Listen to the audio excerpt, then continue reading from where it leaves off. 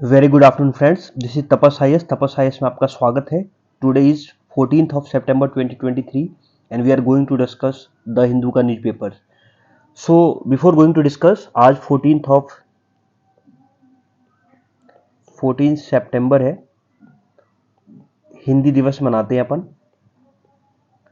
तो आप सबको हिंदी दिवस की बहुत बहुत बधाई, कॉन्ग्रेचुलेट। सो पहला पहला क्या है, पहला न्यूज आज का, निपा वायरस केरला।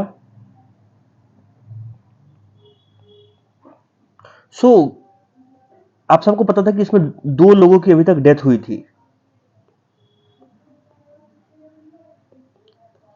और लगातार जो है एक टाइप का कांटेक्ट ट्रेसिंग हो रहा था कि पता करो कहां से आए थे, इनकी पास्ट हिस्ट्री क्या था, कहां कहां विजिट किए थे, कितने लोग इनके संपर्क में आए थे। उनको ट्रेस किया जाएगा, उनको क्वारंटाइन किया जाएगा और उसके ऊपर जो भी है मेडिकल फैसिलिटी उसको दिया जाएगा ताकि वो जल्दी जल्दी सही हो। तो स्टेट जो हेल्थ डिपार्टमेंट है उन्होंने अप्रोक्सीमेटली कुल मिला के 789 पीपल को उसको कॉन्ट्रैक्ट लिस्ट में साइन किया है, उसके कॉन्टैक्ट लिस्ट में, कि इतने लोग उनके संपर्क में आए थे। धीरे धीरे इन सारों को क्वारंटाइन किया जाएगा, इन सबको फैसिलिटी दी जाएगी जब तक उसका सिम्टम सही ना होता तब तक उनको, क्योंकि ये फिर धीरे धीरे बढ़ाएंगे। एक चेन है, करीब करीब कोविड टाइप का ये भी चेन है एक टाइप का। और ये बांग्लादेश से टाइप का जो वहां पे जो होता है उसके टाइप का है। और उसमें क्या है कि वहां पे इस वाले में तो ये थोड़ा सा इसकी जो स्प्रेडनेस है थोड़ा कम है, लेकिन जो इसकी मोर्टेलिटी है वो ज्यादा है। तो आप उसको देखिएगा। राइटर ये लिखते हैं कि उसमें फिर एक चीज और भी है कि आईसीएमआर, आप सबको पता होगा, Indian council of medical research जो होता है, वो expected to provide monoclonal antibodies for treatment of, ये एक टाइप का एक एंटीबॉडीज जनरेट किया है और दिए हैं लोगों को। फिर उसके बाद क्या कहते हैं कि ये बांग्लादेश का जो स्ट्रेन था, जो बांग्लादेश में जिस टाइप का हुआ था, ये केरला के हेल्थ मिनिस्टर कहते हैं, वो कंपेरेटिवली लेस इन्फेक्शियस था, मतलब कम फैलता था, but had a high mortality rate. तो उसको देखिएगा, case belongs to Bangladesh strain which was comparatively less, ये कम था लेकिन हाई मोर्टेलिटी रेट था। तो उसको एक बार देखिएगा। उसके बाद क्या होता है कि हेल्थ वर्कर ऑल्टरेशन, जो हेल्थ वर्कर है ऑफकोर्स, जो भी उनके आसपास आए होंगे, सब जो होंगे वो इस टाइप का इन्फेक्शन के शिकार हुए होंगे। तो आपको ये देखने की जरूरत है। तो निपा वायरस के बारे में मैंने कल ही आपको बता दिया था, तो लगातार न्यूज में है तो उसको डिस्कस नहीं करेंगे। बस ये है कि अब धीरे धीरे इसकी जो टोल है वो थोड़ा थोड़ी बढ़ेगी, तो ये लगातार न्यूज में रहेगा। और उसको आपको कल बताया था कि कैसे ये जेनेटिक्स है और कैसे ये एनिमल से फैलते हैं, फिर ह्यूमन टू ह्यूमन भी फैलता है। तो आप उसको याद रखिएगा। अगर आपने नहीं देखा तो कल का वीडियो जरूर देखें, उसमें मैंने सब कुछ कवर करवा रखा है होलिस्टिकली कि निपा वायरस के बारे में। आप 13 सितंबर का वीडियो तपस पे देख ले, पहला पहला ही न्यूज निपा वायरस को लेके। नेक्स्ट, अभी स्पेशल सेशन जो है पार्लियामेंट का बुलाए थे, आप सबको पता है, पार्लियामेंट का। और बहुत ज्यादा टेंशन में थे लोग, जो अपोजिशन की बात कर रहा हूं, कि भाई ये अपोजिशन जो था टेंशन में था कि ये क्यों वन नेशन वन इलेक्शन को लेके तो नहीं ला रहा है, वन नेशन वन इलेक्शन, तो क्यों बुला रहे हैं स्पेशल सेशन। तो उसका जो है अभी जो पार्लियामेंट में क्यों बुलाया गया उसको लेके एक बुलेटिन रिवील्ड हुआ है, तो आपको वो बता देता हूं कि ये पहला कि 75 साल हो गए पार्लियामेंट्स के, तो हम उसको लिए उसको सेलिब्रेट कर रहे हैं, उसके लिए कुछ डिस्कशन करना चाह रहे हैं। तो we are celebrating the 75th year of the journey of Indian parliament. So उसको लेकर डिस्कशन है। दूसरा, कुछ एजेंडा है, कुछ बिल है वो भी पास करने हैं, कुछ बिल है वो भी पास करने हैं। जैसे इलेक्शन कमीशन से रिलेटेड बिल था, आपको याद है ना कि सुप्रीम कोर्ट ने बोला था कि जो इलेक्शन कमीशन के अपॉइंट में सीजीआई रहेगा, इन लोगों ने उसको हटा के बोला था कि नहीं कैबिनेट मिनिस्टर होगा। तो आप उसको देख लेना। तो एक इलेक्शन कमीशन को लेके एक बिल पास होना है। फिर उसके बाद और कौन से बिल हैं देख लो। एक एडवोकेट को लेके कोई बिल पास होना है, दो दो बिल हो गया। एक पोस्ट ऑफिस का बिल है, 3 बिल। तो ये 3 बिल के ऊपर, ये भी इसके ऊपर भी डिस्कशन है स्पेशल सेशन में। और स्पेशल सेशन के बारे में मैंने आपको बता दिया था कि स्पेशल सेशन है, आप पार्लियामेंट के पास ये पावर है कि वो स्पेशल सेशन जो है वो बुला सकता है। तो कुछ लोग को डाउट था कि कैसे बुला सकता है, बुला सकता है, यस, स्पेशल सेशन। तो आप इसको देख लीजिएगा। तो ये है न्यूज में, सीईसी को लेके है। तो ये दूसरा न्यूज हो गया आपका। नेक्स्ट, अब ये कर्नाटका को लेके लगातार आ रहा है, तो इसमें क्या ही बता दूं कि आप कावेरी रिवर जो है, कर्नाटका कह रहा है कि इस बार जो बारिश हुई है, रेनफॉल, वो ऑलरेडी कम है। आपको सबको पता है कि एल नीनो का इंपैक्ट से क्या होता है, कल के पेपर में भी बताया था। तो वैसे ही तो कर्नाटका कह रहा है कि इस बार वैसे ही कम बारिश हुई है, और आप कह रहे हो को कावेरी का जो वाटर है वो आप तमिलनाडु को दे दो। तो इसके लेके लगातार घींचतानी चल रही है दो गवर्नमेंट के बीचों में। और अभी क्या है, अभी क्यों न्यूज में है, क्योंकि जो कावेरी का जो वाटर रेगुलेशन कमिटी है, जो CWRC है, उन्होंने बोला कि 5,000 क्यूबिक क्यूसेक जो वाटर है वो आप डेली दोगे। कितने दिन तक? 15 दिन तक। किसको? तमिलनाडु को। तो इसके ऊपर सारी जो कर्नाटका की जितनी भी पार्टीज हैं, ऑपोजिशन की पार्टी हो और जो भी रूलिंग पार्टी हो, वो साथ में मिलकर एक ऑल पार्टी मीटिंग किए हैं, और उसने कहा कि हम इसको चैलेंज करेंगे कोर्ट में। जो ऑर्डर है, किसका ऑर्डर है? CWRC का। That means Kaveri water regulation committee जो होती है उसकी जो ऑर्डर है। और ये कोई ऐसा तो है नहीं, एक रिकमेंडेटरी वाली बॉडी है, ऐसा तो है नहीं कि आप उसकी सारी चीजें मान सकते हो। तो उसको चैलेंज किया जा सकता है। तो आप जाके ये कोर्ट में चैलेंज करेंगे कि इतना पानी नहीं दे सकता। तो मैं ये आपको बार बार कह रहा हूं कि कावेरी जो है ये इंपॉर्टेंट हो गया है आपके लिए, इसको लगातार न्यूज में है। तो इसका आप सारा चेक कर लो, ओरिजिन देख लो, इस पे डैम देख लो, और इसमें इंपॉर्टेंट जो भी कुछ आसपास का जो भी लेक्स हो तो उसको देख लो। फिर अगर इस पे कोई डिस्प्यूटेड कोई भी डिस्प्यूटेड ऐसी चीजें हो, जैसे कोई डैम हो जो डिस्प्यूटेड हो दो लोगों के, दो कंट्री, दो स्टेट के बीच में, उसको देख लो। सो आप कावेरी से रिलेटेड जितनी भी न्यूज है उसको फॉलो करो। और कुछ ऐसा भी चेक करो कि कोई ऐसा नेशनल पार्क है क्या, कोई ऐसा नेशनल पार्क है जो जिससे कावेरी नदी गुजर रही हो काटते हुए। ये यूपीएससी का फेवरेट टॉपिक बता रहा हूँ। कावेरी कावेरी ऊपर से पढ़ने से कोई मतलब नहीं है कि कावेरी पढ़ लिया, डेली न्यूज में आ रहा है, डेली पॉलिटिकल न्यूज तो मैं आपको बता ही दे रहा हूँ कि कोर्ट में क्या होगा, लेकिन आप उसको जियोग्राफिकल न्यूज को भी कवर करो। तो ऑलरेडी मैं बार बार कावेरी के बारे में आपको डिस्कस करके बताया हूं कि आपको इस तरीके से पढ़ना चाहिए। अब वो बीजेपी के MP हैं, वो मनोज तिवारी, वो कहते हैं कि दिल्ली में पटाखा फोड़ने दो। तो कोर्ट ने बोला, 2017 में बोला था कि मिठाई बांटो, ठीक है, जो टॉक्सिक क्रैकर्स होते हैं उसको फोड़ने की क्या जरूरत है। वैसे ही दिल्ली में पॉल्यूशन इतने हैं, जो नॉर्मल जो एयर होती है वो तो ले नहीं पा रहे हैं, तुम कह रहे हो कि पटाखा फोड़ दो। तो उसको लेकर न्यूज में था, तो आप उसको भी देख लीजिएगा। इसमें कुछ था नहीं, इसमें ये कुछ इंपॉर्टेंट न्यूज नहीं है, ठीक है। क्योंकि मैं सारी न्यूज कवर करता हूँ सिंगल लाइनर रख के, ठीक है। कोशिश करता हूँ कि एक भी न्यूज आपको दोबारा पेपर खोलने की जरूरत ना पड़े, इसीलिए ये इस टाइप की चीजें। नहीं तो मैं भी 10 मिनट में वीडियो बना दूंगा, कोई ऐसा है नहीं।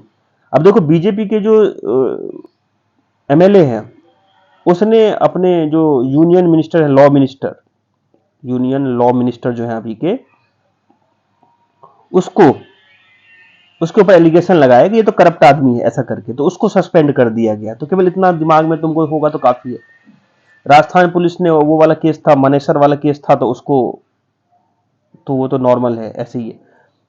ये है कि स्ट्रे डॉग को लेके है कि कुछ जो एनिमल एक्टिविस्ट थे, एनिमल राइट्स को लेके जो एक्टिविस्ट हैं, उन्होंने बोला है कि G20 से पहले तुमने तो डॉग को उठा लिया G20 के लिए, अब उसको सही जगह पे सही समय के जहां का वो डॉग था वहां पे उसको आप रखो। तो MCD ने पिक किया था उस सबको, तो उसमें कुछ इस टाइप का एक आध दो डॉग वहां नहीं पहुंचा है, तो उसके लिए डॉग राइट्स वाले जो है। फिर एनिमल बर्थ कंट्रोल रूल भी है कि स्ट्रे डॉग्स, आप सब ने देखा होगा कि स्ट्रे डॉग्स को लेकर कितनी ज्यादा अभी टेंशन चल रहा है। कि अभी कहीं पे तो सुना था कि स्ट्रे डॉग ने उस बच्चे को काट लिया, बाद में उसको रेबीज हो गया, फिर वो बच्चा मर गया। तो इसीलिए एनिमल बर्थ कंट्रोल के ऊपर भी आपको जो गाइडलाइंस हैं, रूल्स हैं 2023 वाले, उसको को स्ट्रिक्टली फॉलो कराओ। वो MCD को एक टाइप का डायरेक्शन है कोर्ट का, तो आप उसको एक बार देख लीजिएगा। तो ये हो गया। नेक्स्ट, चंद्रशेखर साहब जो है, जो भीम आर्मी के चीफ हैं, वो इस बार मेंबर ऑफ पार्लियामेंट के लिए लड़ेंगे यूपी से। तो ये इनको गोली मार दी थी अभी कुछ दिन पहले, तो इसीलिए न्यूज में भी है कि कुछ लोगों ने उनको गोली मारी थी, तो वो बच गए थे। उसके बाद क्या है, इसके बाद कुछ है इसमें, हाँ यूपी गवर्नमेंट विश्वकर्मा स्कीम आपको मैंने बता दिया है, विश्वकर्मा, इसमें स्किल सिखाते हैं डिफरेंट डिफरेंट, जैसे कारपेंटर हो गया, बढ़ई हो गया, या फिर लोहार लोग हो गए अपने, तो ये लोग इन लोग को स्किल सिखाएंगे, तो उसको विश्वकर्मा स्कीम बोलते हैं। सेंट्रल गवर्नमेंट ने निकाला है अभी अभी, तो इस बार हो सकता है स्कीम में पूछ दे, सेंट्रल गवर्नमेंट ने स्कीम निकाला है विश्वकर्मा, सो वो है, तो यूपी गवर्नमेंट उसको सिखाएगी, तो वो कह रही है।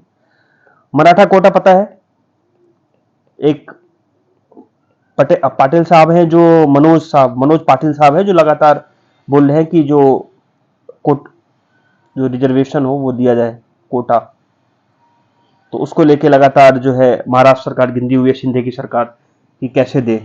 तो उनका अभी इस वाले में क्या हो गया, एक वीडियो में हंसते हुए पाए गए थे एक दो लोगों के साथ, तो वो लोग उन लोगों ने वीडियो चला दिए कि देखो हम यहाँ सीरियस चीजों पे बात कर रहे हैं, हमारे जो सीएम साहब हैं वो तो चिल है भाई, तो उसको लेके तो बोलते कि नहीं नहीं, फिर सीएम साहब कहते नहीं नहीं ऐसा नहीं है, वो वीडियो गलत तरीके से ले लिया गया, ऐसी चीजें। कर्नाटका में अप्रोक्सीमेटली 2.2 करोड़ लोग जो है वो एक साथ जो है वो प्रियम्बल पढ़ेंगे, और उससे क्या होगा, ये कहना चाह रहे हैं कि उससे सेकुलर आइडियल्स जो है वो इंश्योर होगा, और जो प्रैक्टिस है इक्वालिटी की और डाइवर्सिटी जो है, जो हमारी जो प्रियम्बल में वो लिखा है वो स्ट्रांग होगा। The objective to make people aware of constitutions and preambles, तो प्रियम्बल के बारे में जानेंगे। भाई प्रियम्बल को जानो ना जानो, क्वेश्चन ये है कि प्रियम्बल को जानो ना, जो प्रियम्बल के अंदर में क्या है, व्हाट इज द एलिमेंट है उसके अंदर में, कौन से वर्ड है, अगर उसको जान गए ना तो फिर सार्थक है चीजें, क्योंकि वो सारी चीजें क्रंच है, पूरे कॉन्स्टिट्यूशन का क्रंच है, वो प्रियम्बल में डिस्कशन में किया गया है कि कैसे फ्रेटर्निटी यूनिटी मेंटेन करना चाहिए, कैसे इक्वालिटी, कैसे तुम्हारे जो लिबर्टी है वो सब दिया है।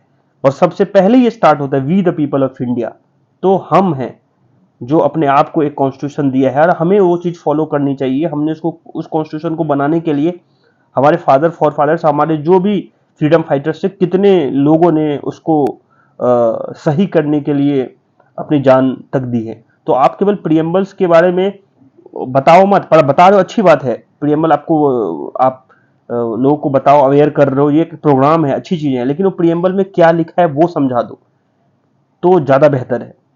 सो ये है। फिर सेक्सुअल हरासमेंट केस में कि किस तरीके से डील किया जाए, तो वो दिल्ली गवर्नमेंट वाला केस था, वो वही है। अभी इनको कुछ दिन को लिए, जो नायडू साहब है, तो उनको कुछ दिनों के लिए वो मिल गया है, तो 18 तारीख तक के लिए चंद्रबाबू नायडू, जो जिनको अरेस्ट किया था, उसको मिल गया है कि हाईकोर्ट कह रही है कि पहले मैं सुनूंगा, नीचे वाले कोर्ट को बोल रही है कि रुक जाओ अभी, तो उस दिनों के लिए ये स्कीम जो है ना, जो स्किल स्कैम कह रहे हैं लोग, तो हमारा तो हमेशा ये से मानना है ना कि ये पहले कोर्ट में डिसाइड हो जाने दो, तब अपन बात करेंगे। लेकिन यस, इतने बड़े पोस्ट पे है थे, और ये former chief minister of Andhra Pradesh है, तो उनके ऊपर एलिगेशन लगना और उनको इस तरीके के हिरासत में लेना, तो डेफिनेटली कुछ ना कुछ, और वो भी करप्शन के केस में, प्रिवेंशन ऑफ करप्शन एक्ट 1988 में, तो उनको कुछ दिन के लिए राहत, 18 तारीख के लिए राहत मिलेगी, और उसके बाद कोर्ट सुनेगी। तो हाई कोर्ट एक बार सुने, फिर उसके बाद देखेंगे कि इनको किस कस्टडी में रखा जाता है कि नहीं रखा जाता है। 18 तारीख के लिए रिलीफ है। ईडी ग्रिल्ड, अब वो अभिषेक बनर्जी है जो टीएमसी के हैं, इनके ऊपर भी एक एलिगेशन है, तो उसको लेके उनको ग्रिल्ड 9 घंटे तक बैठा के रखा। तो मैं ये हमेशा बार बार कहता हूं कि तुमने ये न्यूज, तो एक तो सरफेशियल न्यूज हो गया, तुमको जो पता है कि होना चाहिए क्या चल रहा है पूरे इंडिया में। दूसरा हो गया कि तुमको ईडी, मैं तुमको बार बोलता हूं कि ईडी अगर न्यूज में, तो ईडी पढ़ो ना, ईडी वर्सेस सीबीआई पढ़ो। सीबीआई कल पढ़ा दिया मैंने कि कैसे कौन से मिनिस्ट्री के, ईडी देखो कौन से मिनिस्ट्री फाइनेंस के अंदर आता है, किसके अंदर आता है, फिर ईडी भी कौन सी लॉ से गवर्न करता है, फिर पीएमएलए क्या है, फेमा क्या है, एफसीआरए क्या है, तो वो देखो, रेदर देन कि एक बार केवल याद रख लो कि हाँ यार अभिषेक बनर्जी के ऊपर 9 घंटे से लोग, वो कौन सा स्कूल जॉब के टीचर और नॉन टीचर का जो भर्ती था उसके अंदर में इनके ऊपर केस चल रहा है। तो इतना तो पता होना चाहिए ना कि इंडिया के कौन से कहां जगह पे क्या चल रहा है, बस उतना रखो, फिर सीधे स्टैटिक पे आ जाओ कि हमारा तो एक टाइप का धर्म है कि हमें यूपीएससी किस तरीके से निकालना है वो सोचना है हर टाइम। अब ये देखो, ये मॉकरी ऑफ जो पेडागोजिक एथिक्स है वो उसको लेके कि कैसे टीचर्स की ट्रेनिंग में टीचर्स एक जो टीचर्स थे यूपी में उन्होंने एक बच्चे को बोला कि एक दूसरे को मारो, फिर वो पता चला कि जो है वो बच्चा जो माइनॉरिटी निकला, थप्पड़ मरवा रहे थे एक दूसरे से। ठीक है, सो टीचर की ट्रेनिंग को लेके राइटर लिखते हैं, तो कुछ इतना इंपॉर्टेंट नहीं लगा मुझे, तो इसको तो स्किप कर रहा हूं मैं। ठीक है, आप एथिक्स के बारे में जब पढ़ोगे तो वो अलग चीज है। इसमें अब वो इतनी सारी चीजें पढ़ने की कोई जरूरत नहीं है कि नेशनल टीचर एजुकेशन ट्रेनिंग कैसे चल रही है, तो पहले उसको सुधारो फिर देखेंगे, बात करेंगे। नेक्स्ट, बायोफ्यूल इंपोर्टेंट अपने लिए, ये पढ़ेंगे कि कह रहे हैं कि आप जो अभी हुआ क्या, ये न्यूज में इसलिए है क्योंकि आपने ये G20 के साथ में देखा होगा, G20 की जब मीटिंग हो रही थी तो साइड साइड एक ग्लोबल बायोफ्यूल अलायंस, जैसे आप सबको पता है कि जो इंटरनेशनल सोलर अलायंस, ये भी इंडिया का कॉइन किया गया है, इंडिया और फ्रांस ने कॉइन किया था। तो ऐसे ही G20 के समय में side by side global biofuel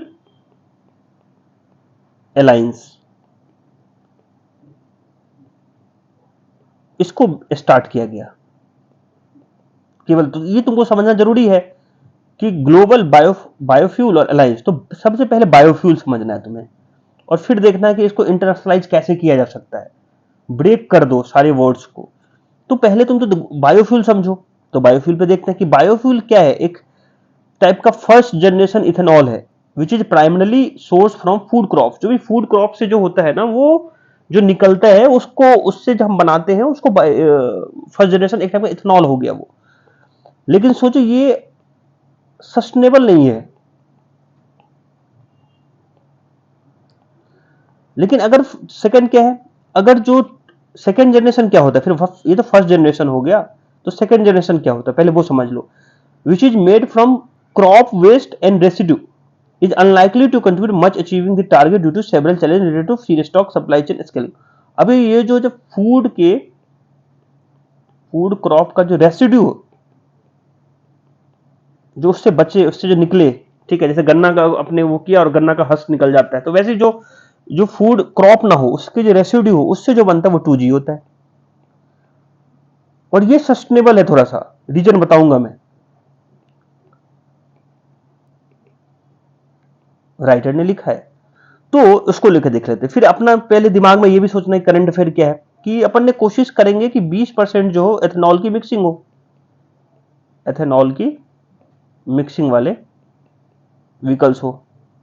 तो ये अपन ने कब तक रखा है, 20% एथेनॉल ब्लेंडिंग का, E20 बोलते हैं उसको, E20, और 2025-26 तक में हमें 20% की, अभी कितना है, तो अभी 10% वाला हमने अचीव, E10 इसको हमने अचीव कर लिया है।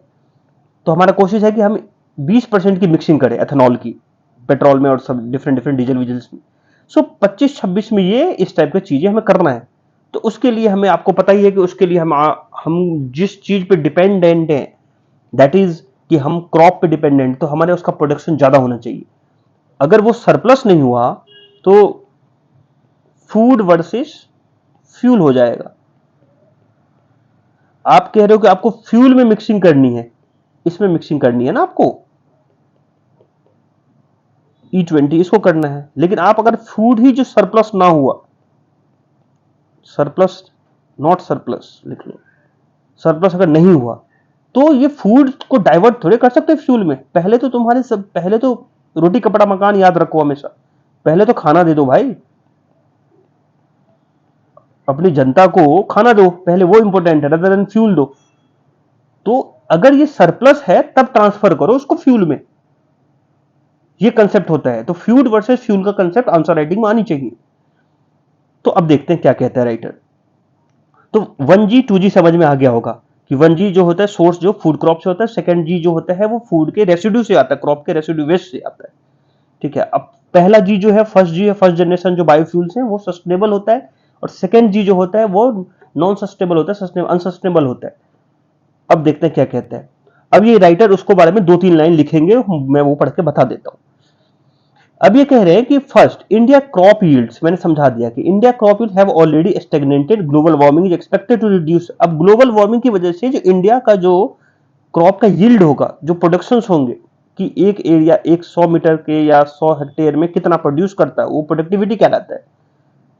तो मान लो कि उसकी प्रोडक्टिविटी तो और ही कम होने वाली है ग्लोबल वार्मिंग की वजह से, तो उसको लेके चैलेंज है, which means that the same area under cultivation, वही एरिया एरेबल लैंड जो है वो जो है विल प्रोड्यूस लेस, वो तो कम प्रोड्यूस करेगा, and will need to suffice to growing population, और हमारी पॉपुलेशन बढ़ेगी। तो so our strategy to meet blending targets can not depend on surplus crop production. तो तुम जो सोच रहे हो कि क्रॉप वाला जो कंसेप्ट समझाया मैं तुम्हें कि यहाँ पे ज्यादा तुम्हारा क्रॉप प्रोडक्शन करेंगे तो हम इसको ट्रांसफर कर देंगे फ्यूल में, भूल जाओ। ठीक है, क्योंकि तुम्हारी ग्लोबल वार्मिंग की वजह से तुम्हारी प्रोडक्शन जो है, तुम जो यील्ड प्रोड्यूस करोगे वही कम हो जाएगा। दैट मीन्स कि जो फार्मर जो प्रोड्यूस करना चाहते हैं जितना हेक्टेयर्स में, वो कम होगा। समझ में आ रहा है ना तुम लोग को? तो अगर तुम्हारे पास खाने ही नहीं बचेंगे तो फ्यूल तो भूल जाओ। पहला कंसेप्ट राइटर ये कह रही है, फर्स्ट। सेकंड देखते हैं, ये कह रहे हैं कि एक यूनिवर्सिटी है, यूनिवर्सिटी ऑफ मिचिगन, वो प्रोजेक्ट कर रही है कि रेट ऑफ जो ग्राउंड वाटर का कंसेप्ट लेके आई है। दूसरा क्या है? ग्राउंड वाटर, कि ग्राउंड वाटर का डिप्लीशन सबको पता है कि हो जाएगा, और हो रहा है बहुत सारी जगह पे, तो वाटर क्राइसिस देखा ही होगा। तो ग्राउंड वाटर का डिप्लीशन होगा और वो तो ट्रिपलेट कर देगा 2040 तक, 2040 से लेकर 51 तक में कंपेयर टू करेंट ईयर्स। तो आपकी जो ग्राउंड वाटर का डिप्लीशन होगा वो ट्रिपल हो जाएगा। दैट मीन्स आपके पास पानी भी नहीं है। This again attribute to temperature rise, और पानी नहीं है तो टेम्परेचर राइज भी होगा, और resultant increase in crop water requirement, और क्रॉप वाटर का रिक्वायरमेंट भी बढ़ जाएगा कि गर्मी ज्यादा रहेगी तो क्रॉप को वाटर लगेगा भाई। तो वाटर भी नहीं है और वाटर को तुम दे भी नहीं सकते हो, तो तुम्हारे पास ये डबल बर्डन हो गया एक टाइप का। With such limited resources be ground water edible land food production should be prioritise over fuels. तो ऐसे कंडीशन में तो तुमको तो फ्यूल भूल जाओ, फिर से वो फूड पे आ जाओ। Third, agriculture sector is one of the hardest to abate in terms of direct greenhouse gases. Agriculture sector को इस खत्म करना, उसके जो इससे एग्रीकल्चर, तीसरा समझ लो कि फ्यूल ये होगा, तीसरा हो गया कि एग्रीकल्चर सेक्टर। तो एग्रीकल्चर सेक्टर से जो ग्रीन हाउस गैसेज निकलते हैं, इसको कम करना बहुत टफ हो जाता है, रेदर देन कि तुम मोटर वाले को तो तुम कंट्रोल भी कर लोगे, और अगर तुम इसी को ज्यादा करोगे, इसी को बढ़ेगा, तो फिर तुमको फिर से जो दिक्कत आने वाली है, जो कॉस्ट टू बेनिफिट रेशियो है, कि मान लो कि तुम एग्रीकल्चर से प्रोड्यूस करके फ्यूल बना रहे हो और फ्यूल से चाह रहे हो कि क्लाइमेट चेंज कम हो जाए, CO2 climate change, that is CO2 का जो तुम्हारा वो है खपत है वो कम हो जाए। तुम चाह रहे हो कि जो कम से कम यूज हो, CO2 कम से कम जनरेट हो, सॉरी जनरेशन ऑफ CO2 जो कम हो, तो तुम एग्रीकल्चर को कन्वर्ट कर रहे हो ना फ्यूल में, एग्रीकल्चर से ही तो फ्यूल बना रहे हो, मिक्सिंग कर रहे हो, तो तुम्हारी एग्रीकल्चर में भी जो है वो वहां से भी तो CO2 निकलता है, मिथेन यहां से भी निकलता है। तो तुमको ये प्रॉफिटेबल नहीं है कि यहां से जितना तुम कम करोगे यहां तो बढ़ ही रहा है। समझ रहे हो ना? तो इतने डीप में समझा दे रहा हूं, तो तुम समझो कि ये राइटर ये लिख रही है, जो लिख रही है वो मैं तुमको समझा दिया कि तीसरा रीजन एग्रीकल्चर सेक्टर से भी जो तुम सोच रहे हो एमिशन का, ग्राउंड हाउस एमिशन का, ग्रीन हाउस एमिशन का, वो नहीं हो सकता। So increasing greenhouse emission from the sector to motor vehicles production, वही बता रही है। तो ठीक है, ये पॉइंट बता दिया मैंने। इन इंडिया, अब देखो इंडिया में क्या है, ethanol blending policy has been a good strategy to deal with this surplus sugar production. तो सरप्लस के लिए सही है। Another good strategy reduce surplus sugarcane, लेकिन तुम इसको शुगर केन को रिड्यूस करोगे ना, तो लेकिन वो यहाँ के फार्मर जो है वो नहीं मानेंगे। आप तो मराठवाड़ा रीजन वाला देख लो कि इतना पानी की कमी होने के बाद भी वहां शुगर की खेती करते हैं लोग। तो ये भी थोड़ा स्ट्रेटजी जो है वो गलत है। फिर अब बोलते हैं कि जो इस वाली जो मीटिंग जो हुई है, जिसमें ग्लोबल बायोफ्यूल अलायंस G20 के साइड में जो मीटिंग हुई है, उसमें क्या बोला गया है? उसमें बोला है कि सस्टेनेबल बायोफ्यूल को हम यहां पे तवज्जो दिया गया है। They are not talking about only biofuel, they are talking about the sustainable biofuel will be the next futures, वो होगा। तो सस्टेनेबल बायोफ्यूल क्या होता है? तो सस्टेनेबल बायोफ्यूल वो फ्यूल होता है, बायोफ्यूल होता है are produce from crop residue and other waste, waste से होता है, with low water and low greenhouse gas का फुटप्रिंट हो उस पर। पता चला वो खुद ही ग्रीन हाउस गैस से प्रोड्यूस करके और वो बनाया जा रहा है, तो कोई मतलब नहीं है। तो ये है, ये राइटर इसमें लिखना चाह रहा है। एक हिस्टोरिक मूवमेंट है, तो वो इस टाइप की चीजें को तो अपन डिस्कस नहीं करते। फिर ये बोल रहे हैं कि हमें नेट जीरो करना है। नेट जीरो कब करना है पूरे वर्ल्ड को? 2050 में। याद रख लेना, ये कौन कह रहा है? International energy agency. तो इसको आंसर राइटिंग में आएगा तुम्हारे। नेट जीरो जो है वो 2050 में होने वाला है। तो उसके लिए sustainable biofuel production needs to, उसके लिए ट्रिपल बाय 2030 तक तुमको करना है। 2030 तक में जो जितना भी तुमको सस्टेनेबल बायोफ्यूल है जो अभी तुम बना रहे हो उसका 3 गुना करो, जो कि इम्पॉसिबल है। ऑल दो, फिर बोलता है although first generation ethanol is unlikely to fit. First generation तो तुमको रीजन बता दिया क्योंकि वो अनसस्टेनेबल है ही नहीं। फूड वर्सेस फ्यूल का कंसेप्ट आ जाएगा उधर कि पहले रोटी दो तब जाके तुम उसको ईंधन देना, फ्यूल मतलब ईंधन। 2G ethanol could be counted as a sustainable. 2G को थोड़ा सा, क्योंकि वेस्ट से प्रोड्यूस हो रहा है ना, तो सस्टेनेबल है। Specially if the production is decentralise, अगर इसको डिसेंट्रलाइज कर दिया तो ज्यादा बेहतर है। डिसेंट्रलाइज का मतलब है अलग अलग जगह पे, पंचायत लेवल पे, ग्राउंड लेवल पे, म्यूनिसिपल लेवल पे, इंडिया लेवल पे, वर्ल्ड लेवल पे, ऐसे की बात हो रही है। सो क्रॉप रेसिड्यू से तुम बनाओगे तो ये सही है। अब लास्ट में तुमको क्या लिखना है कंक्लूजन में, कि तुमको बैलेंस करना आना चाहिए, balancing between economy and ecology. अगर तुमको ये बैलेंस करना आ रहा है, जो तुम सारे लोग बैठ के, जो हम सारे लोग बैठ के, जो भी पॉलिसी मेकर्स हैं, जब भी मैं तू आप इस टाइप का चीज कहता हूं, उसका मतलब होता है state government. So when the government coming together and understand that what is the current requirement, current need, suppose that कि इकोनॉमी की जरूरत है कि आपको इन इकोनॉमी वहां पे जब अगर आप प्रोडक्शन ही नहीं करोगे तो आपके जो पीपल है, जो सिटीजन ऑफ पर्टिकुलर स्टेट है या कंट्री है, वो मर जाएगा। तो आप इकोनॉमी को प्रिवेल करोगे, कोशिश करते हुए कि कम से कम इकोलॉजी का नुकसान हो। तो you we will have to a balancing approach. तो राइटर वही लिखने की कोशिश कर रहे हैं कि balancing economy scale with energy, need of biomass collection and transport across large distances major challenge. तो ये आप इसको देख लेना एक बार, ग्लोबल बायोफ्यूल अलायंस के बारे में, और उसमें देखेंगे कौन कौन सी कंट्री ने साथ दिया, वो अलग से बनेगा। ये राइटर ने ये आपको समझाया, वो मैंने आपको समझा दिया। Next, flood plain. अब ये देखो इसमें क्या है, इसमें राइटर जो है वो लिख रहा है कि फ्लड के बारे में। मैं बता देता हूं क्या है, पहले ये समझो। आपको फ्लड प्लेन जो है उसको आपको प्रोटेक्ट करना है। तो कैसे करोगे? तो एक एग्जांपल बताए हैं कि पाकिस्तान का फ्लड याद करो लास्ट ईयर, फिर उसके बाद बोला उत्तराखंड का फ्लड याद करो, फिर उसके बाद कश्मीर का 2014 में जो कश्मीर फ्लड आया था, चेन्नई फ्लड सबको पता है 2015 में, और गुजरात का 2017 में। इतने सारे फ्लड आए हुए हैं। और इसको भूलना मत, अभी 6 हिमाचल प्रदेश,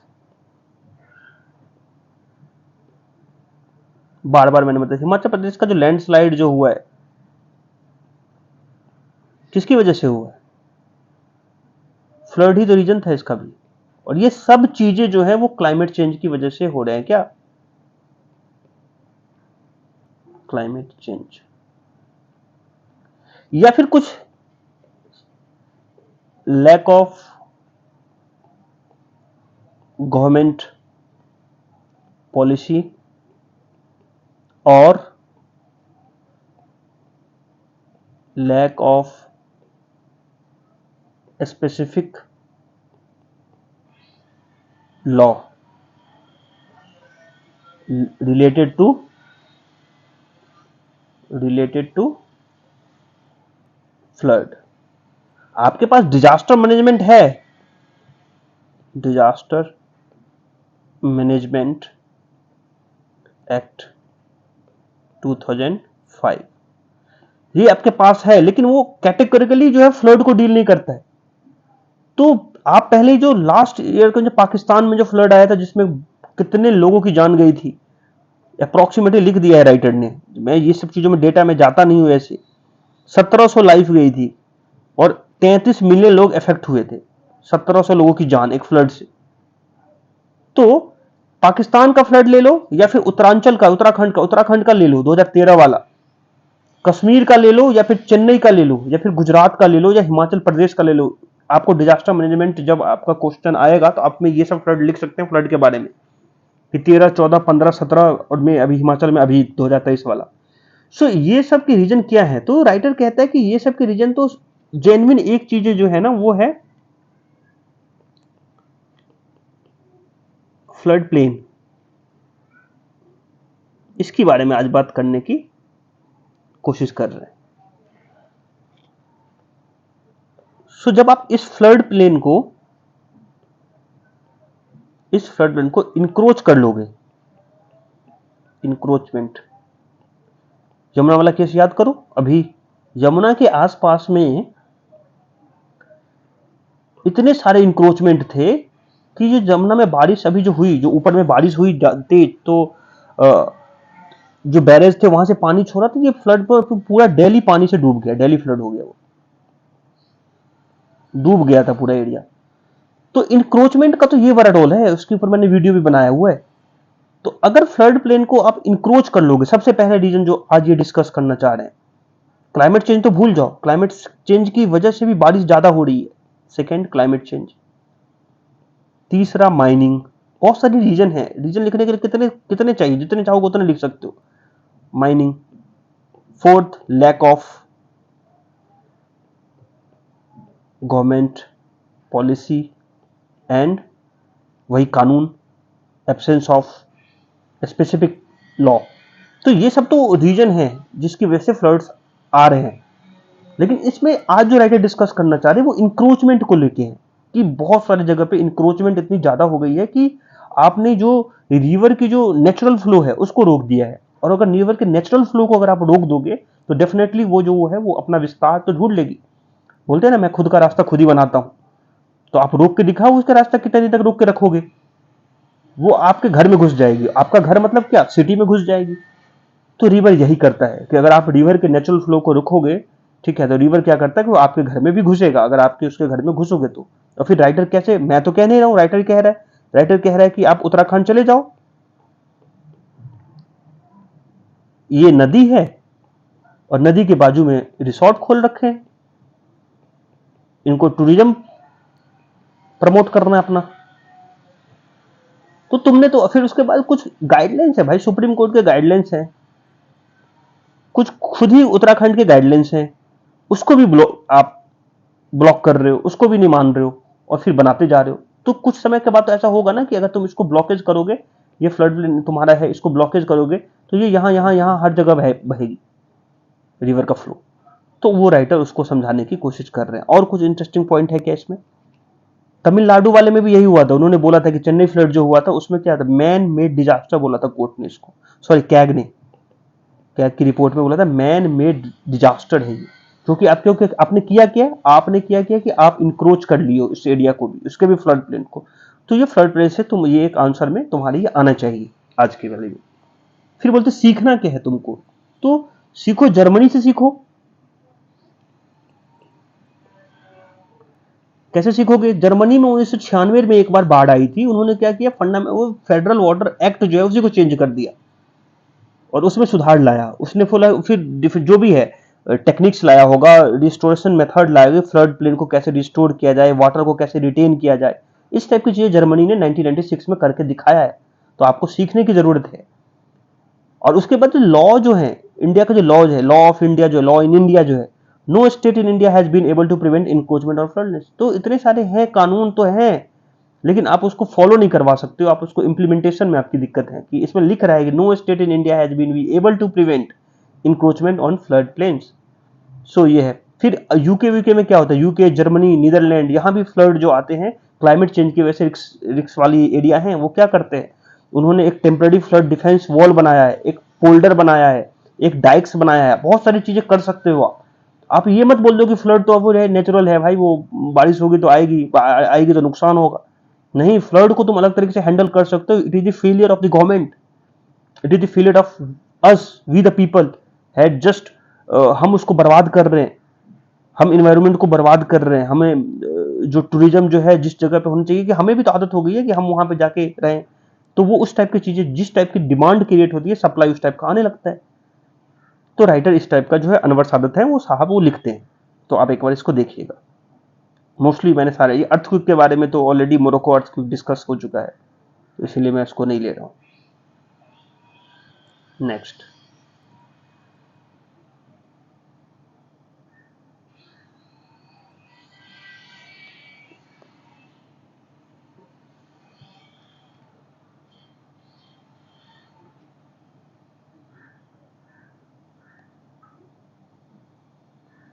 एक सेकेंड।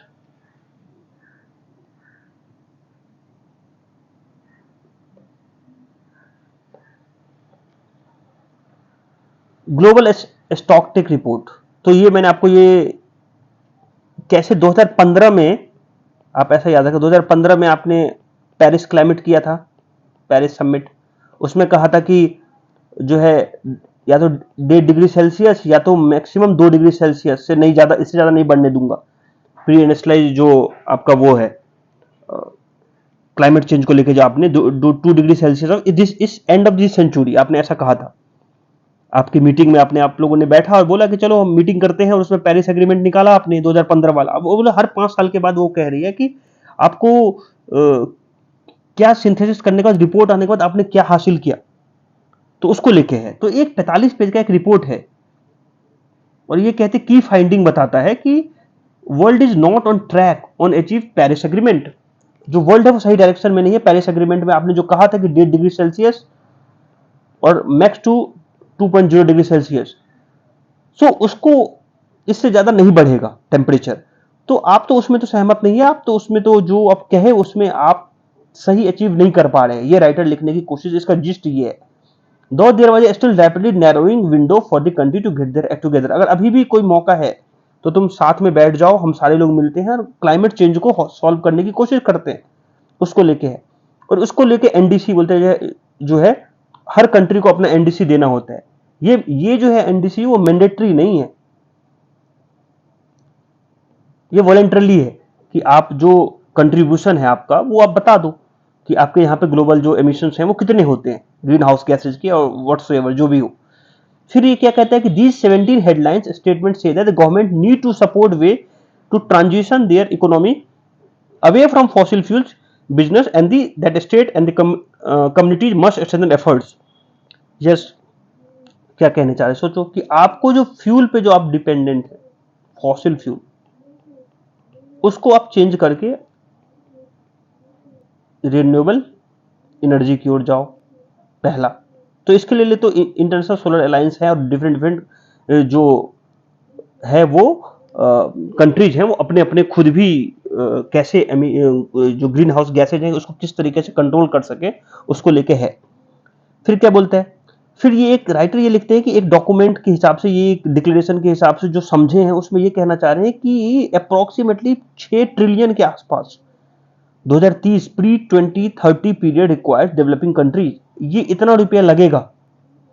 और अगर इसको आप कंट्रोल करना चाहते हो तो, और यूएसडी में 4 trillion per year for clean energy technology के लिए 2030 टू रीच, अगर आपको 2050 में अगर पहुंचना है नेट जीरो, तो इतने रुपए खर्च करने पड़ेंगे।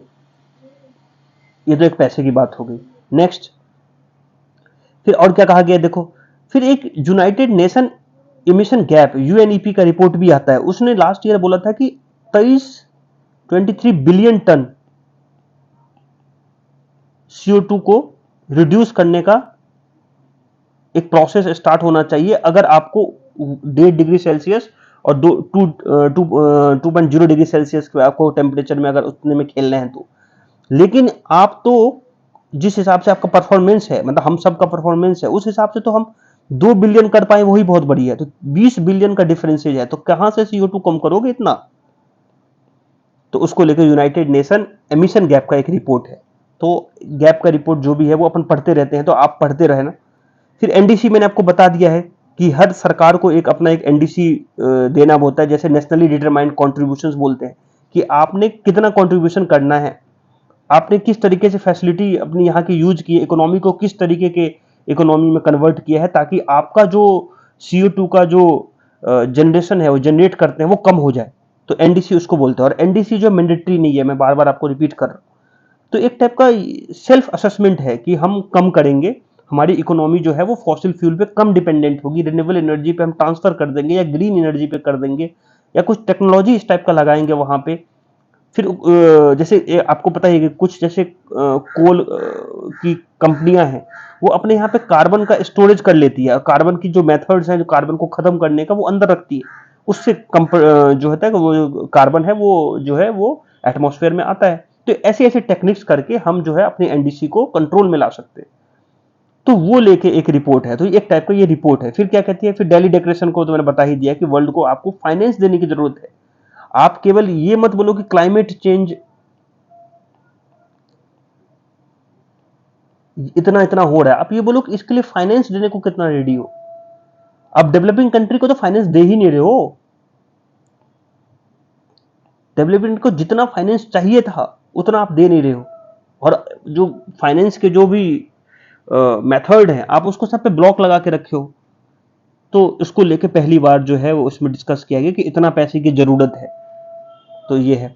फिर ये नेक्स्ट जो है वो है कि लद्दाख में जो नेशनल कॉन्फ्रेंस है, अब्दुल्ला की जो पार्टी है, उनको उन्होंने जो है सिंबल नहीं दिया, तो कोर्ट ने डांटा और बोला कि ऐसा नहीं है, आप उसको सिंबल दो। इनका सिंबल जो है प्लाव है, प्लॉग जो भी आप बोलते हो, तो इनका सिंबल, उनको ये बोला कि भाई तुम तो जम्मू कश्मीर की पार्टी हो, लद्दाख अलग हो गया है,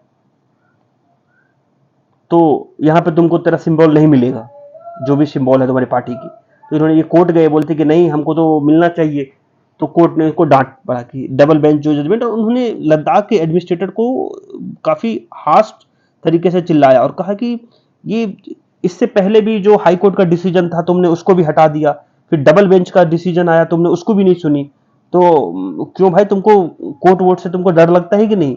तो सुप्रीम कोर्ट ने जब इस तरीके का स्टेटमेंट दिया है तब जाके उन्होंने इस तरीके का रिस्टोर किया। उसके बाद बोला कि फिर जो तुम्हारी जो इलेक्शंस होने वाले हैं हिल में, ठीक है, आप उसको जो हिल डेवलपमेंट काउंसिल का इलेक्शन होने वाले हैं ऑटोनोमस के लिए, तो उसके लिए जो डेट जो तुमने फिक्स किया था उसको चेंज करो, क्योंकि तुम्हारी वजह से लेट हुआ है। तो फिर वो डेट चेंज किए हैं, तो उसको लेके एक न्यूज में था कि पार्टी सिंबल को लेकर थोड़ा न्यूज में था लद्दाख। सो नेक्स्ट, हाँ, मीडिया में जाके कुछ भी मत बोला करो, और वो भी ऐसे जब सेंसिटिव केस हो। पुलिस के ऊपर एक ड्राफ्ट बनाओ। सुप्रीम कोर्ट ने बोला है मिनिस्ट्री ऑफ होम को कि एक ऐसा ड्राफ्ट बनाओ जिसमें पुलिस वाले जो हैं वो ऐसे ही चले जाते हैं और कुछ भी स्टेटमेंट दे देते हैं, जिससे क्या है वो रिपोर्ट की जाती है उस तरीके से, और उसको एक कंसेप्ट है कानून में कि person is innocent until proven guilty. जब तक वो उसको सजा नहीं, उसको कोर्ट ने उसको मान नहीं लिया कि हाँ भाई ये गिल्टी है, तब तक उसको इनोसेंट माना जाता है कानून की दृष्टि में। तो तुमने एक इस टाइप का स्टेटमेंट दे दिया जिसकी वजह से वो रिपोर्ट में आ गया, और उसको विक्टिम्स हो या फिर वो एक्यूज्ड हो, दोनों की जो राइट्स हैं उसको सामने वालों ने तार तार कर दिया मीडिया को लेके। खास के वैसी चीजें जहां पे सेंसिटिविटी ज्यादा है, जैसे रेप केसेज में हो या किसी ऐसी चीजों में, इस टाइप के स्टेटमेंट आपको मीडिया में आके स्टेटमेंट मत दो, प्रेस के सामने स्टेटमेंट मत दो, और दो तो उसको पता होना चाहिए क्या डूज है क्या डोंट है। तो सुप्रीम कोर्ट कहती है कि होम मिनिस्टर को कि आप इस टाइप का एक रूल्स लेके आओ, या फिर जो भी है आप इस टाइप का जो किसी की राइट टू प्राइवेसी हो, चाहे वो फ्री ट्रायल का हो या कॉम्पिटेंट इन्वेस्टिगेशंस का हो, किसी भी चीज का हो, चाहे वो एक्यूज्ड का ही क्यों ना हो, डिग्निटी की बात हो या विक्टिम की बात हो, उसको तार तार ना किया जाए मीडिया के सामने में। तो उसको लेके है। और 161 में जो और 164 में जो तुम जुडिशियल मजिस्ट्रेट के सामने में जब स्टेटमेंट देता है कोई, वो कैसे बाहर आ जाता है, उसको लेके भी इनको थोड़ा सा टेंशन है। फिर आप सेकंड न्यूज क्या है कि इसके बाद ये है कि हम स्पेन से जो डील किए थे वहां से कुछ एयरक्राफ्ट आ गए हैं, तो आप उसको देख लेना। हम 2021 में उन्होंने डील किया था, हम लोगों ने उनके साथ साइन किया था, और इसमें टाटा भी शामिल है, थोड़ा सा टाटा। तो टोटल 56 जो है एयरक्राफ्ट आने वाले हैं, 56। उसका पहला स्लॉट 16 इसमें से पहली बार आ रहा है स्पेन से। तो आपको ये न्यूज में था। नेक्स्ट, हाँ, सीकल सेल पेशेंट को लेकर। तो सीकल सेल पेशेंट क्या है, सीकल सेल पहले समझ लो। सीकल सेल क्या होता है कि जो आरबीसी होती है, रेड ब्लड सेल जो होता है, sickle cell disease a group of inherited red blood cell disorder होता है, एक टाइप का RBC disorder that affect haemoglobin. Haemoglobin क्या होता है, एक टाइप का प्रोटीन होता है, तो जो ऑक्सीजन को कैरी करता है, तो इसकी वजह से जो है वो सिकल सेल जनरेट होता है। तो red blood cell are disc shape होता है और flexible enough to easily through blood vessels, तो डिस्क शेप होता है। लेकिन जब सिकल सेल हो जाता है ना किसी में, तो ये जो होता है उसका चेंज हो जाता है, बिकम क्रिसेंट हो जाता है, और सिकल सेल शेप जो हो जाता है वो जेनेटिक म्यूटेशंस की ओर चले जाता है। So these sickle cells sickled red blood cell do not bend or move easily and can block. तो वो आपको जो डिस्क शेप था वो शेप चेंज हो गया, तो वो इजिली जो ब्लड का फ्लो है वो रोक देता है। रेस्ट ऑफ द बॉडी में जाता नहीं है, इसलिए आपको हार्ट अटैक या डिफरेंट डिफरेंट स्ट्रोक्स आ सकते हैं। तो स्ट्रोक आ गया, आई का प्रॉब्लम हो गया, इन्फेक्शन हो सकता है, और डिफरेंट डिफरेंट पेन्स हो सकते हैं, और ये मोस्टली ट्राइबल में पाया जाता है, तो ट्राइबल को लेके है। तो सिकल सेल डिजीज ये लाइफ टाइम इलनेस होता है, और इसमें केवल एक बोन मैरो ट्रांसप्लांट होता है, आपने सुना होगा बीएमटी बोलते हैं उसको डॉक्टर लोग। तो इसको ये बोन मैरो ट्रांसप्लांट ही इसका एक इलाज है अभी तक, और भी छोटे मोटे इलाज होंगे, लेकिन ये एक कारीगर है। लेकिन समझ लो कि बीएमटी ट्राइबल लोग, कैसी बातें कर रहे हो, ये लोग तो ट्राइबल पीपल लोग, बीएमटी उनके पास ना इतने सोर्स है, ना इतने रिसोर्स है, ना इतने वो एम्पावर्ड है कि बीएमटी सोच भी सके। तो ट्राइबल लोगों के लिए ये बहस हो रही है कि बोल रहे हैं कि आप जल्दी से जल्दी इस मानसून सेशन में भी लाना था कि आप इनको जो है, जो सिकल सेल पेशेंट है, उनको permanent permanent certificate, disability certificate दो। और तुम सबको पता होगा कि जैसे डिसेबिलिटी सर्टिफिकेट मिलेगा तो इनको रिजर्वेशन मिलेगा हर जगह पे, डिसेबिलिटी एक्ट के अंदर में। डिसेबिलिटी एक्ट पता है ना, डिसेबिलिटी एक्ट 2016 वाला, तो उसके अंदर में इनको रिजर्वेशन मिल जाएगा। तो इसको लेके होनी चाहिए थी, अगर ये इतने तरीके से ट्राइबल लोग जो जूझ रहे हैं, तो आप इनको दो ना, कितना टाइम क्यों। तो ये 3 मिनिस्ट्री के अंदर में फंस गया है, ministry of social justice, ministry of employment, ministry of health, ये तीनों के बीच गोल पोस्ट हो रहा है, वो उधर से उधर मार रहा है, वो उधर से उधर मार रहा है। तो उसकी वजह से जो है इनको रिजर्वेशन नहीं मिल रहा है। तो इस मानसून सेशन में बहस होने वाली थी, नहीं हुई, लेकिन हो सकता है कि अगले तक पास हो जाए, कि इनको इस टाइप को एक सर्टिफिकेट दे देंगे। जैसे सर्टिफिकेट दे देंगे तो इनको वो सर्टिफिकेट दिखाओ और रिजर्वेशन पाओ, वो वाला सीन हो जाएगा। आयुष्मान भारत, ठीक है, प्रमोट करना है ग्राउंड तक। उसके बाद क्या है, G20 में एयू की एंट्री हो गई। एयू खुश है, बोल रहा है कि जो ग्लोबल साउथ जो है वो मल्टीलेटरल प्लेटफॉर्म पे, ग्लोबल SUTH, तो ग्लोबल साउथ जो होगा वो स्ट्रांग होगा। और ये अभी डिसाइड करने की जरूरत नहीं है कि ग्लोबल साउथ को कौन लीड करेगा, चाइना लीड करेगा या इंडिया। तो ये इनके प्रवक्ता जो हैं अफ्रीकन, साउथ अफ्रीका के, उन्होंने बोला है।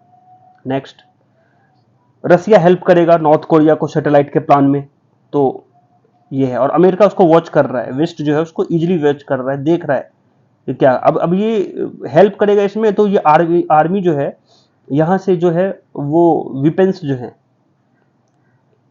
वो खरीदेंगे नॉर्थ कोरिया से, ठीक है, ये ऐसा है, कहा गया है इसमें। और ये कितना सच है अभी तक नहीं है, अभी रिपोर्ट के हिसाब से तो ऐसा कहा गया कि यस, कि इस टाइप की चीजें होंगी। तो आर्म्स अगर आप खरीदोगे इससे, तो डेफिनेटली यूक्रेन का के साथ जो आपका वॉर है उसमें आपको स्ट्रांग करेगा। और इनकी जो रसिया में बहुत सारे जो है लिखा गया कि dwindling stock of weapons and ammunition. So इतने दिन तक लंबा लड़ाई करोगे तो किसी की भी जो एक क्षमता है कि इनकी भी जो भी हथियार है, जो भी वेपन्स हैं, जो भी एम्युनिशन हैं, वो कम हो गए। तो नॉर्थ कोरिया से वो डील करने की कोशिश कर रहे हैं। अब वो लीबियन, वो डेनियल स्टॉर्म की वजह से जो आया था, डेनियल स्टॉर्म, इसकी वजह से लीबिया में 5,000 से ऊपर की डेथ हो गई है। तो ये फ्लड आया था यहाँ पे, यहाँ की पता है ना, यहाँ पे 2 डैम थे, डैम 1 और डैम 2, दोनों ब्रेक हो गए थे, टूट गए थे, और फिर लीबिया में फ्लड ही फ्लड। सो ये हो गया। ये जो एक है सिवास्तोपोल, जो भी एक क्रीमिया में रसिया के पास है, रसिया ने उसको एनेक्स किया है। तो क्रीमिया में ये एक पोर्ट है, इसके ऊपर अटैक कर दिया है यूक्रेन ने। और ये ब्लैक सी का बहुत इंपॉर्टेंट पार्ट था, ब्लैक सी पोर्ट में बहुत इंपॉर्टेंट है रसिया के लिए, उस पर अटैक हुआ है अभी। तो ये है रसिया यूक्रेन का वॉर, तो आपको पता ही लगातार चल रहा है, तो उसमें क्या ही बात कर। अर्थ के कुछ एक राइटर हैं, लिखते हैं कि अर्थ के कुछ अपने पैरामीटर्स होते हैं, जैसे 9, अर्थ का क्लाइमेट हो गया, या बायोडाइवर्सिटी हो गई, लैंड हो गया, फ्रेश वाटर हो गया, ये सब अर्थ के कुछ अपने ही हैं। न्यूट्रिएंट पॉल्यूशन हो गए, नो केमिकल। तो ये अगर ये सब चीजें अगर अच्छा रहता है अर्थ में, तो अर्थ को सेफ माना जाता है। तो एक रॉक स्टॉर्म करके एक वो है, उन्होंने दिया था, बोलते कि अर्थ ये सब चीजें जो अच्छी होनी चाहिए, अर्थ का क्लाइमेट, बायोडाइवर्सिटी, वो अपने जो बैलेंस चीजें हैं, जो बैलेंस होना चाहिए, उससे बाहर हो चुका है, और कुछ तो निगेटिव डायरेक्शन में जा रहा है, निगेटिव डायरेक्शन। कुल मिला के अर्थ का हेल्थ जो है, हमारा हेल्थ हमारे लिए कितना इंपॉर्टेंट होता है, इस ऐसे ही अर्थ का भी एक हेल्थ होता है। तो अर्थ का हेल्थ जो है वो नॉट सेफ है। और ये कौन कह रहा है, ये रॉक स्टॉर्म की रिपोर्ट 2009 में एक आई थी, और अभी भी आई है, तो उसको लेके लिखा गया। So this is all about today paper. Have a nice day, thank you so much. कोशिश कीजिए कि आप इसको सब्सक्राइब करें, कमेंट करें, और अगर आपको अच्छा लगा कि ये पूरे न्यूज़ आपको, पूरा पेपर का न्यूज़ आपको 1 घंटे में मिल जाता है, तो डेफ़िनेटली आप इसको शेयर भी करें अपने दोस्तों के साथ में।